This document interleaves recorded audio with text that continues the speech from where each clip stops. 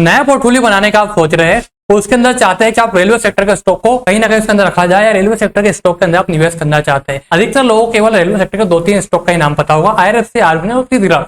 इसके अलावा बाकी सेक्टर का नाम ही नहीं पता, रेलवे सेक्टर की कौन सी कंपनी क्या क्या काम करती है। तो आज आपको मैं इस वीडियो के अंदर बताता हूं कि रेलवे सेक्टर के अंदर 13 अलग अलग डिपार्टमेंट बांटे गए हैं। उन 13 डिपार्टमेंट के अंदर से कौन सी कंपनी है जो डिजाइनिंग का काम करती है, कौन सी कंपनी फाइनेंस का, मैन्युफैक्चरिंग का, कंपास बनाने का, कंप्रेशर बनाने का, कोचेस बनाने का, किस कंपनी का क्या काम है, हमने पूरा उसको डिवाइड कर रखा है। तो आप वीडियो के एंड तक जरूर बने रहेगा। देखिए, यदि आज की डेट में हम बात करते हैं तो गवर्नमेंट का सबसे ज्यादा फोकस मिल रहा है अभी रेलवे सेक्टर को। हर साल हम देखते हैं तो बजट में हमें एलोकेशन बढ़ता हुआ मिलता है रेलवे सेक्टर के 5 से 10% का लेकर। अभी इस 2025-26 के बजट के अंदर 2.5 लाख करोड़ से ऊपर का बजट एलोकेट किया गया है रेलवे सेक्टर के लिए। तो आप समझ सकते हैं कि रेलवे सेक्टर के ऊपर गवर्नमेंट कितना ज्यादा फोकस कर रही है। इसी के साथ वंदे भारत ट्रेन का भी यहाँ पर इनोवेशन किया गया है और अधिकतर सभी रेलवे स्टेशन को अभी यहाँ पर अमृत महोत्सव की ओर से जोड़कर सभी रेलवे स्टेशन को नया बनाया जा रहा है, जिसके साथ अभी वहाँ पर वंदे भारत ट्रेन भी चलाई जाएगी। यदि हम उसको डिवाइड करते हैं तो आप देख पाएंगे रेलवे सेक्टर के जो थीम के स्टॉक है उनको पूरे 16 कैटेगरी में यहाँ पर बांटे गए हैं। इस कैटेगरी के अंदर कौन कौन से स्टॉक आते हैं तो मैं आपको बता दूंगा, पर एक बार आप कैटेगरी से नोट कर लीजिए कौन कौन सी पूरी कैटेगरी होती है। यहाँ देखिए, आपने अभी तक इतनी कैटेगरी भी नहीं देखी होगी कि रेलवे सेक्टर के अंदर इतनी कैटेगरीज में इसको बांटा गया है। यदि हम सबसे पहली कैटेगरी की बात करें तो है कोचेस, क्योंकि रेल का डब्बा बनाने से पहले कोचेस का डिजाइन करना जरूरी है।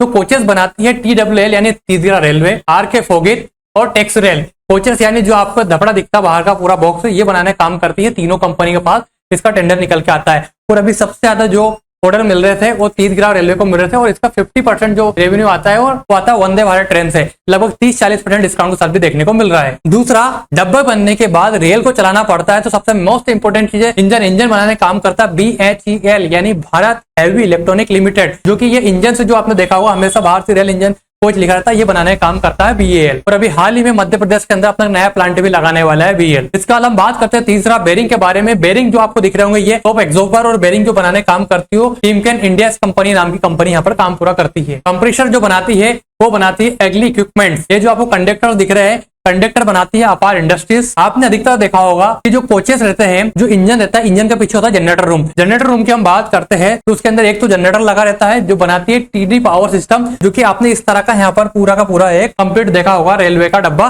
जिसके अंदर ये पूरा सामान यहाँ पर सेट किया जाता है। अब सामान तो सेट हो जाएगा लेकिन रेलवे को चलानी पड़ेगी, तो रेलवे को चलाने के लिए केबल्स का जो काम करता है वो काम करता है पैरामाउंट कम्युनिकेशन। अब केबल लगने के बाद सबसे मोस्ट इंपोर्टेंट चीज होती है पावर देने का काम करता है यहाँ पर हिताची एनर्जी, जो कि आपने देखा होगा अधिकतर रेलवे स्टेशन जहाँ पे जंक्शन होता है जहाँ से ट्रेन रुकती है आउटर में, वहां पर ऐसे पूरे बने हुए रहते हैं आउटर, जहां पर आपको देखने को मिलेगा जो ये पार्ट से बने हुए हैं यहाँ पर इस टाइप के जो भी जंक्शन बने हुए होते हैं और इसके अंदर जो भी यहाँ पर आपको दिखते हैं ये डीपीस लगी हुई, इसका काम करते हैं यहाँ पर हिताची एनर्जी। रेल बनकर तैयार तो हो गए लेकिन सबसे इंपॉर्टेंट चीज होती है कम्युनिकेशन, ताकि दोनों तीनों ट्रेनें जो भी उस रूट के ऊपर आ रही है सबके अंदर बेटर कम्युनिकेशन हो पाए, ताकि कहीं भी हमें यहाँ पर दुर्घटना का सामना नहीं करने पड़े। उसका काम करती है रेलटेल। रेलटेल कैसे काम करती है उसका पूरा पैराग्राफ मैंने आपके यहाँ सामने डाल रखा है। यहाँ पर लोको टेप्स होते हैं दोनों ट्रेन के सामने, यहाँ पर जंक्शन के और यहाँ पर सिग्नल दिया जाता है। उसके बाद रेडियो कम्युनिकेशन निकलता है, रेडियो कम्युनिकेशन के ऊपर से स्टेशन के ऊपर जाता है और स्टेशन अपने जीपीएस जो सैटेलाइट रखी है वहां से सिग्नल भेजता है। उसके बाद यहाँ पर पूरा कम्युनिकेशन सिस्टम सेट किया जाता है। अब आता है सिक्योरिटी सिस्टम। सिक्योरिटी सिस्टम का डिपार्टमेंट संभालती है यहाँ पर HBW पावर सिस्टम। जहां भी आपने अधिकतर रेलवे ट्रैक के ऊपर इस टाइप के जो डब्बे हो देखे होंगे, इसके अंदर इस टाइप से पूरा यहाँ पर सिक्योरिटी सिस्टम लगा होता है कंप्लीट। ये सिस्टम इसके अंदर यहाँ पर सेट होता है डब्बों के इसके अंदर। जो कंपनी काम करती है HBW पावर सिस्टम लिमिटेड। इसके बाद आगे हम बात करते हैं तो नाम आता है RVNL, जो कि अधिकतर ऑलमोस्ट 80% प्रोजेक्ट जो लेके बैठी हो RVNL लेके बैठी हो। और आज की डेट में RVNL की बात करें मोटा मोटा तौर पर 80-90 हजार करोड़ रुपए के आसपास के ऑर्डर बुक ऑलरेडी रखती है रेलवे सेक्टर के अंदर, जो कि बहुत जल्दी ही पूरा करती है। हम RVNL की बात करते हैं तो RVNL के ऊपर हमने अलग से वीडियो बना के डाला हुआ, पर आपको मोटा मोटा तौर पर बना दो कि रेल लाइन को इलेक्ट्रिसिटी जोड़ना, नई लाइन से बिछाना और रेलवे सेक्टर के जितने भी कंस्ट्रक्शन का काम होता है 80% काम RVNL करता है। आपको यहाँ पर दिख रहा होगा कि RVNL का जो मैंने यहाँ पर लगा रखा है इमेजेस, इसके अंदर यहाँ पर रेल की पटरियां बिछा रखी है। तो मेनली एक तो पटरी बिछाने का काम करती है, कि जो पटरियां बिछा दी इनको डबल टिवल करने का काम भी यहाँ पर RVNL करती है। आप देख रहे होंगे अधिकतर मेनली काम RVNL का यहाँ पर कंस्ट्रक्शन का होता है। यदि हम फाइनेंशियल डिपार्टमेंट की बात करें तो इतने बड़े रेलवे सेक्टर को फाइनेंस करने का काम करती है IRFC ने हाल ही में गवर्नमेंट नोट जारी किया 10,000 करोड़ का, जिसकी बदौलत IRFC के पास 10,000 करोड़ रुपए आएंगे जो मार्केट में इनफ्लो होंगे। तो रेलवे सेक्टर को नई ऊंचाइयों के लिए पहुंचने में आयाम मिलेगा और नए नए प्रोजेक्ट यहाँ पर आते हुए हमें देखने को मिलेंगे। इसके बाद हम बात करते हैं डिजाइनिंग का। तो डिजाइनिंग का काम संभाल रखा है यहाँ पर भाई साहब रेड्रिस ने। आप इस टाइप देख सकते हो कि जो भी यहाँ पर पूरा डिजाइनिंग का काम होता है, जो पूरा कोचेस बनाने का वो काम करती है रेड्रिस लिमिटेड। कंस्ट्रक्शन में सबसे बड़ा नाम शुमार होता है यहाँ पर एयरपोर्ट इंटरनेशनल का। लाइंस को बिछाना और इस टाइप के डिवाइडर डालने का काम यहाँ पर हमारी एयरपोर्ट इंटरनेशनल करती है। टिकट बुकिंग और फूड का काम इंडिया की एकमात्र मोनोपोली कंपनी IRCTC वो यहाँ पर पूरा काम संभालती है, 100% काम पूरा IRCTC संभालती है, टिकट बुकिंग और रेलवे के अंदर कैटरिंग का काम। बाकी हम बात करते हैं स्टेनलेस स्टील वगैरह जो भी यूज होते हैं इसके अंदर, तो जिंदल स्टेनलेस स्टील उसको यहाँ पर कामकाज संभालती है। ठीक है, मैंने आपको रेलवे सेक्टर के पूरे ही 16 डिपार्टमेंट की अलग अलग कंपनीज बता दी कि किसका क्या काम है और कौन कंपनी क्या क्या काम करती है। अब इसके बाद कंक्लूजन क्या निकलता है वो मैं बताता हूं आपको कि आपको कौन से स्टॉक के अंदर निवेश करना चाहिए। उससे पहले यदि आपने वीडियो को लाइक नहीं किया तो फटाफट से वीडियो को लाइक ठोक दियो, चैनल को सब्सक्राइब कर ली, क्योंकि इतनी इन्फॉर्मेशन इस चैनल के अलावा आपको पूरे यूट्यूब पे और कहीं नहीं मिलेगी। दूसरा, अब यहाँ पर हम बात करते हैं कंक्लूजन की। तो कंक्लूजन के अंदर मैं आपको सबसे पहले बता दूं, कंक्लूजन में हम बात करते हैं रेलवे सेक्टर जो है यहाँ पर वो 1-2 दिन वाला सेक्टर नहीं है, मल्टी डिकेड्स तक चलने वाली यहाँ पर अपॉर्चुनिटी है। पिछले 10-20 सालों से 50 सालों से ट्रेन चलती आई है